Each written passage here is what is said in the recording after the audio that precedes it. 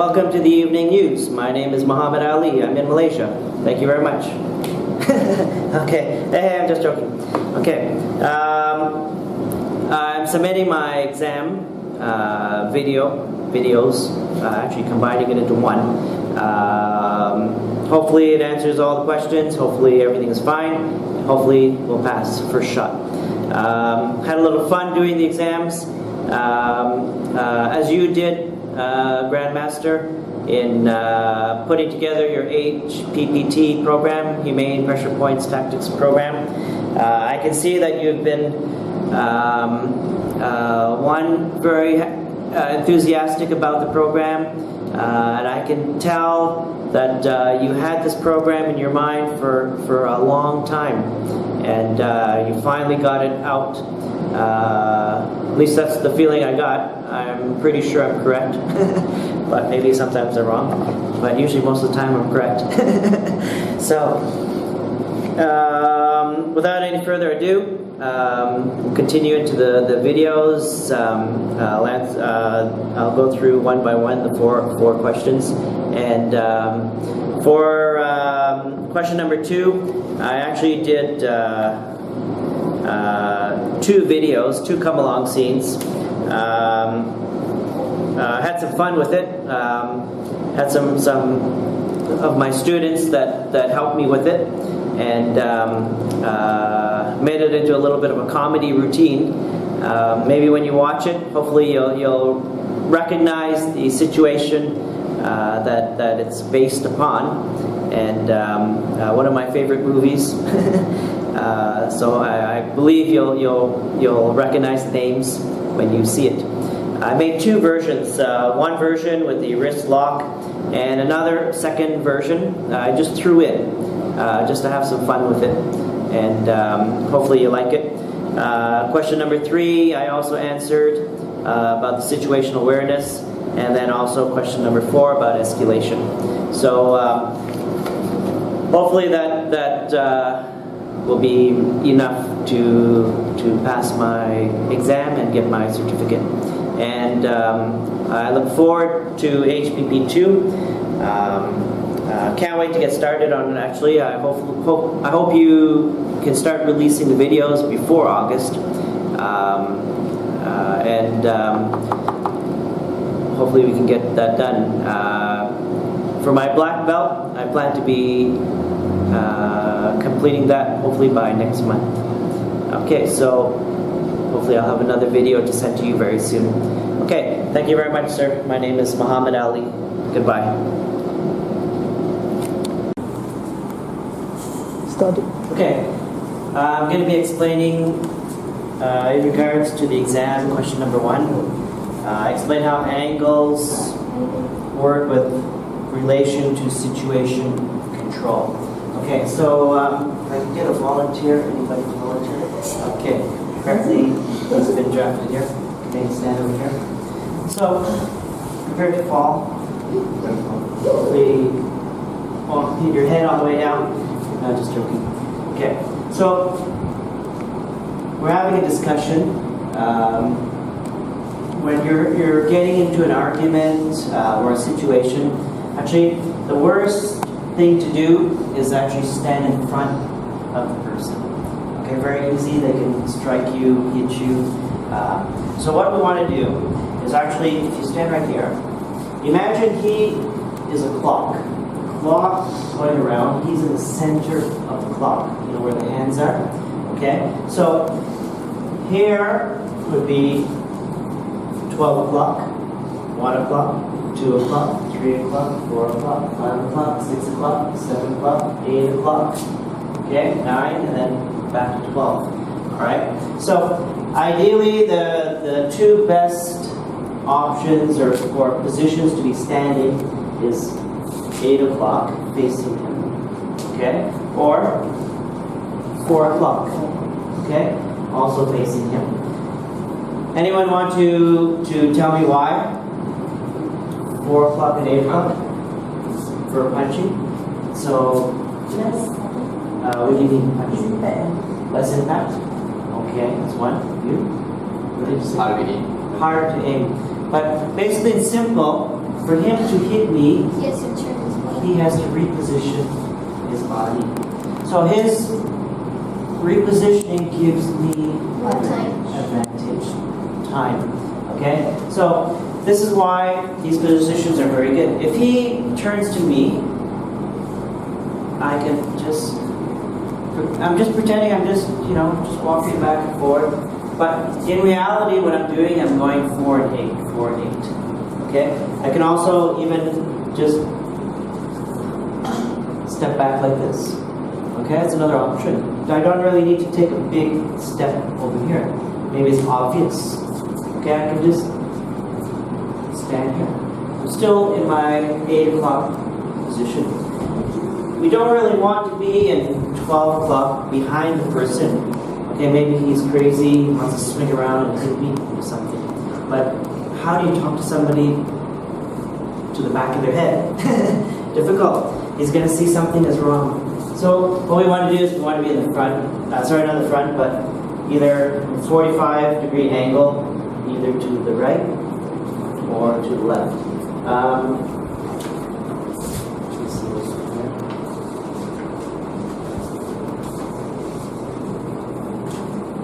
So when we're in a situation, we want to be off to the side. Okay, let's say for example we're here at 8 o'clock position. We want to maintain eye contact. Okay? Sometimes we can be looking around, but always bring back eye contact. We want to be observing if there's anybody coming behind us. Maybe he's got a friend trying to sneak up behind me. I can just every now and then, keeping my eyes moving around, keeping my peripheral vision intact, but maintaining eye contact. So let's say there's a scenario. I can say, what's the problem? We have verbalization with being affirmed. Okay? We want to show that we are in control.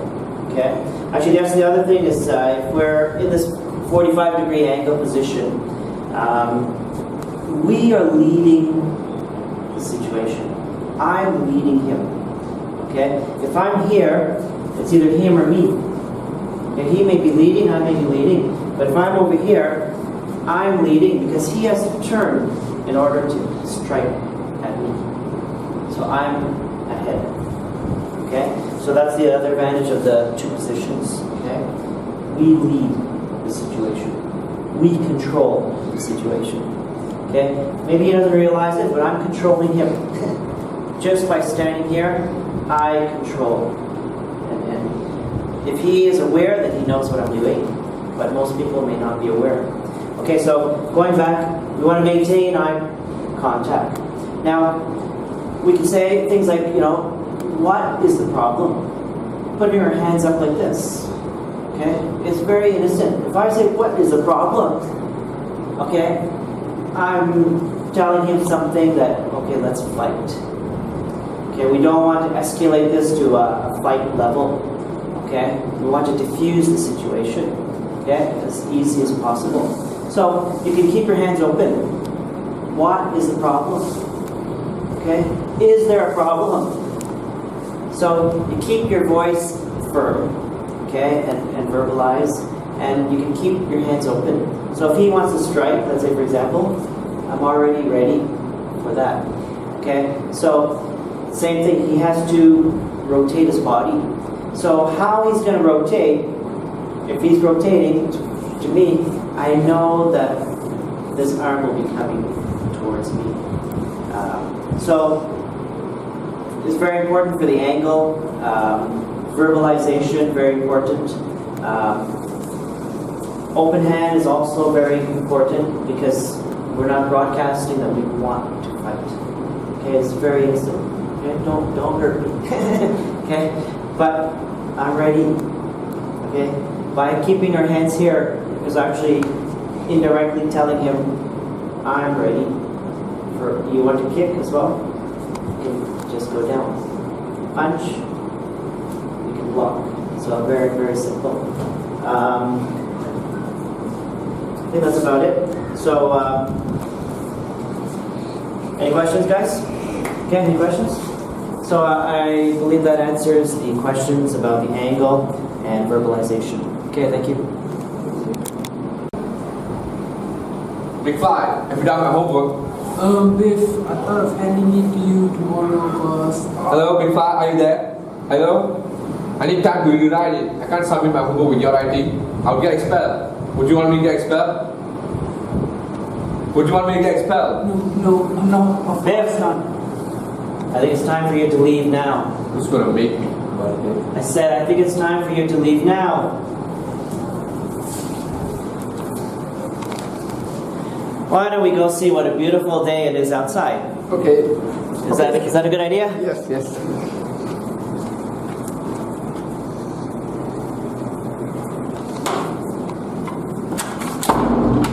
And that is how it's done. Big Fly, have you done my homework? Biff, I thought of handing it in to you tomorrow because... Hello, Big Fly, are you there? Hello? I have to rewrite it. I can't submit it with your writing. I'll get expelled. Would you want me to get expelled, Big Fly?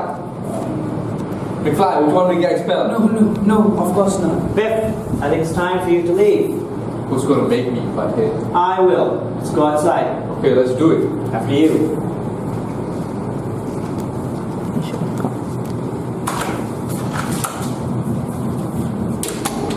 And that is how it's done.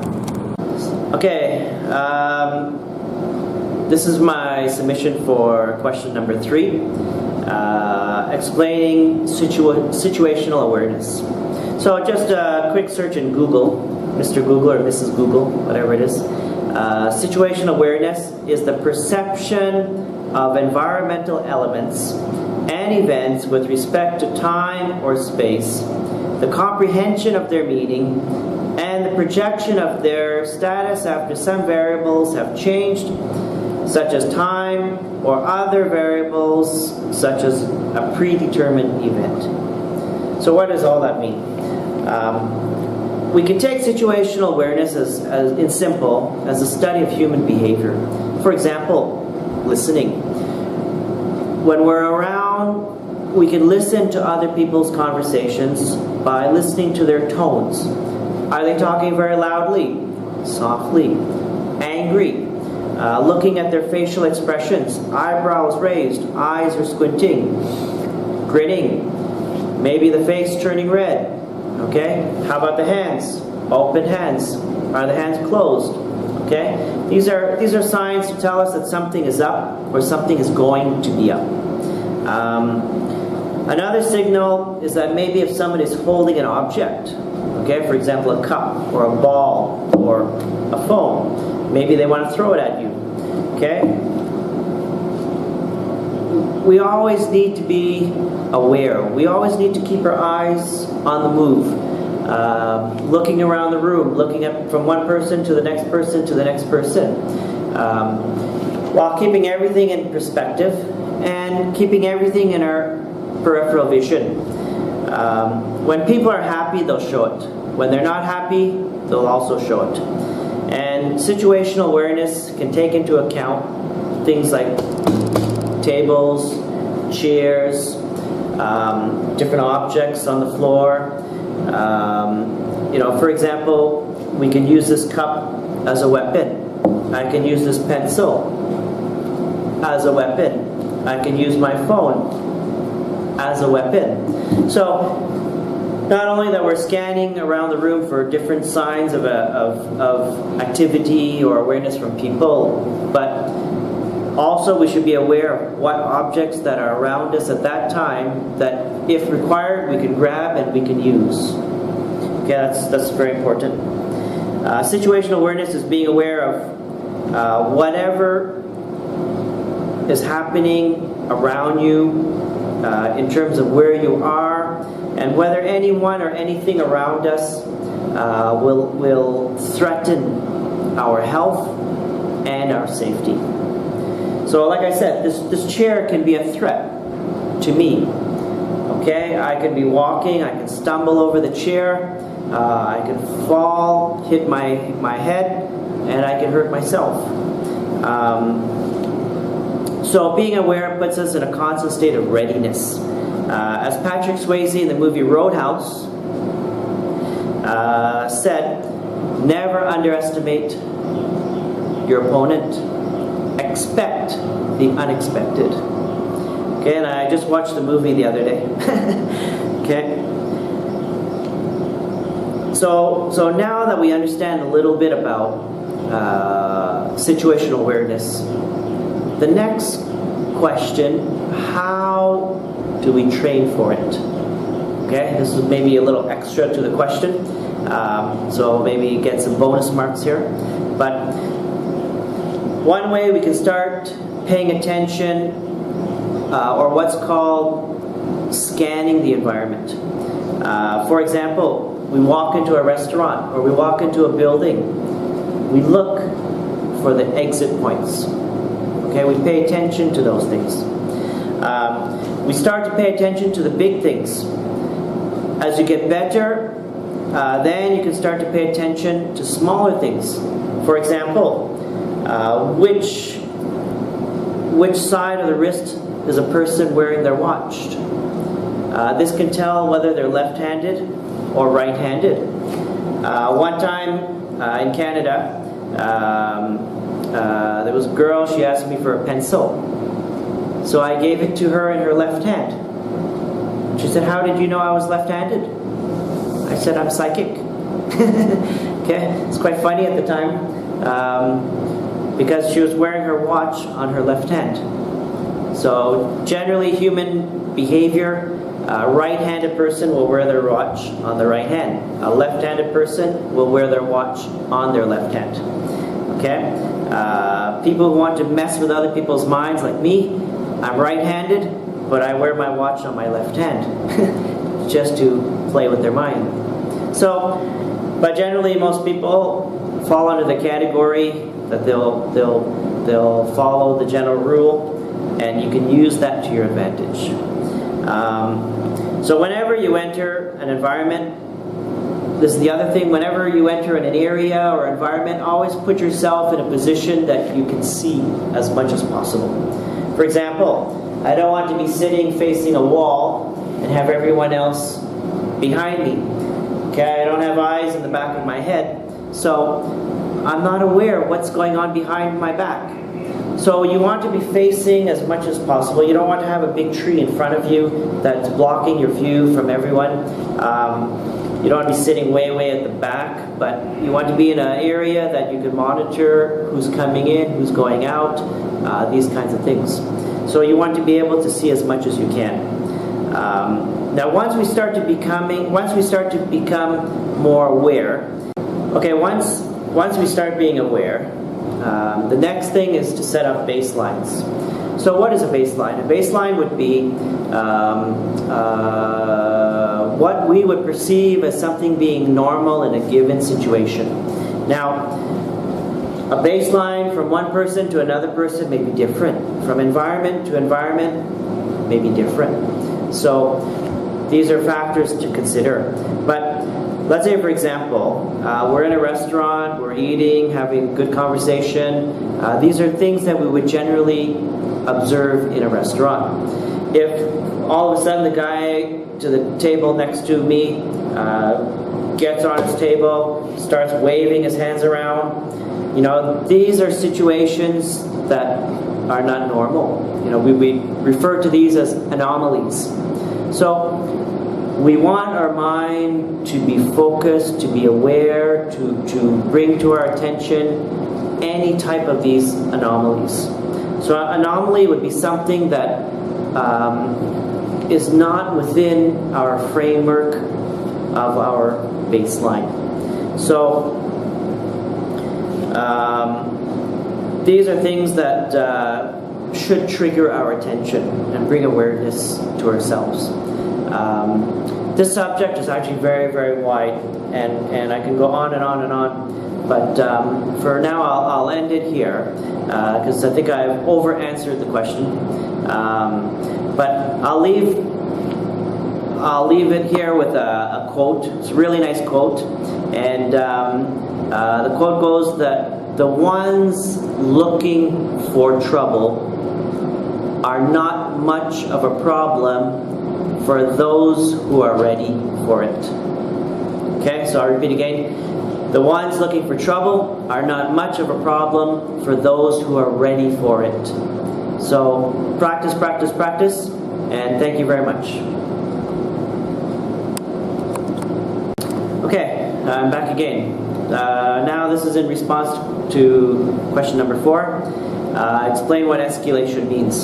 So escalation is simply taking measures to the next level.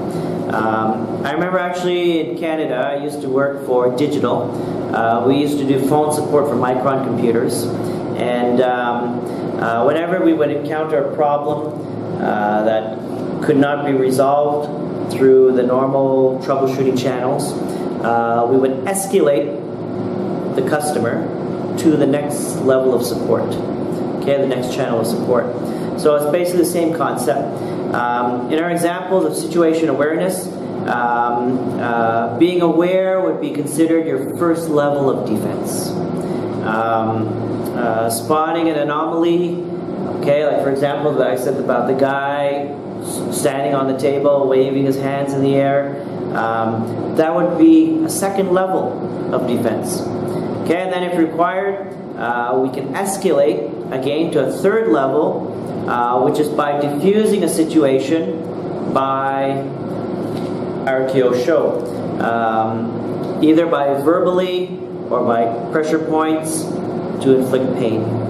Okay, and then as the saying goes from Roadhouse, be nice until it's time not to be nice.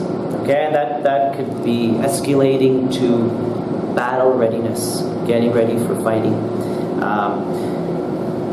We can also use these escalated levels in terms of colors. For example, yellow may be state of awareness. Okay, we're always in yellow color. Okay, always ready. Okay, something happens, an anomaly, we go to orange color. Okay, need to diffuse it. Okay, that's orange color. And then red alert, battle ready. Okay, so so I hope that answers the question for escalation. Just taking things to the next level and trying to avoid, if possible, trying to avoid taking it to the next level. Avoid is always the best option. So we don't want to get into a confrontation if we can avoid it. So thank you very much.